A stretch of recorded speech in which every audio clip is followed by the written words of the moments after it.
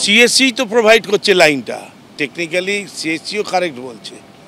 মেনটেনেন্সটা তো আমরা দেখি ওয়ার্ড ওয়াইজ আমাদের লোক আছে। 144টা ওয়ার্ডে যদি আপনি 50,000 করেও লাইট পোস্ট ধরেন সিএসসির পোল আর আমাদের নিয়ে, তাহলে প্রায় 50 লক্ষ হবে। তো 50 লক্ষ লাইট পোস্টকে কি পাহারা একটা করে লোক দিয়ে করা সম্ভব? পাবলিকের মধ্যেও তো অ্যাওয়ারনেস হওয়া উচিত। আমি যখন রাস্তায় নামবো, আমরা যখন সবাই জানি যে শর্ট সার্কিট হতে পারে আর হলে মৃত্যু হবে, তারপরেও যদি আমি নামছি তাহলে তো আমি সরকারের দায়ের কোনো কোশ্চেনই নেই। কর্পোরেশন মেনটেনেন্স করে, লাইটিংয়ের মেনটেনেন্স করে, কর্পোরেশনের যে লাইট পোস্টগুলো আছে সেটা, সিএসসি লাইট পোস্ট কর্পোরেশন করে না।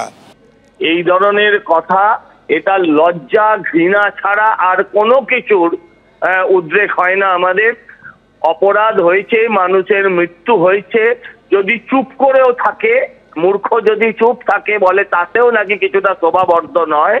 কিন্তু এইভাবে মানুষ খুন করার পরে যারা এইভাবে চোরের মায়ের বড় গলা দেখায়, তাদের জন্য ছাড়া আর কিচ্ছু নেই। লজ্জাও এদের দেখলে লজ্জিত হবে। তাই আমার আর এর বিষয়ে এর থেকে বেশি কিছু বলার মতন আমার কাছে নেই।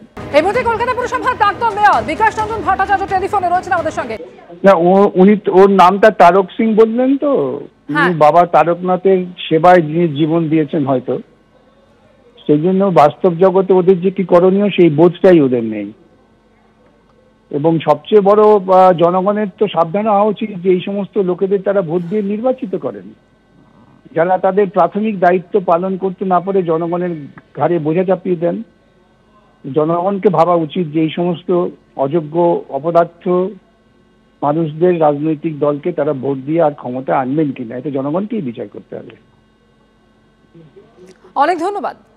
আমাদের হাতে নেই। আর Kolkata port, Farakka barrage, DVC, Maithon, তারা একদম এখনো জল ছাড়, মানে কোনোদিন ব্রেকিং করে না 20 বছর ধরে। ফলে বিহার ইউপিতে বৃষ্টি হচ্ছে, জলটা চলে আসছে, ঝাড়খণ্ডে বৃষ্টি হচ্ছে, চলে আসছে। আমাদের সবটাই সামলাতে হচ্ছে।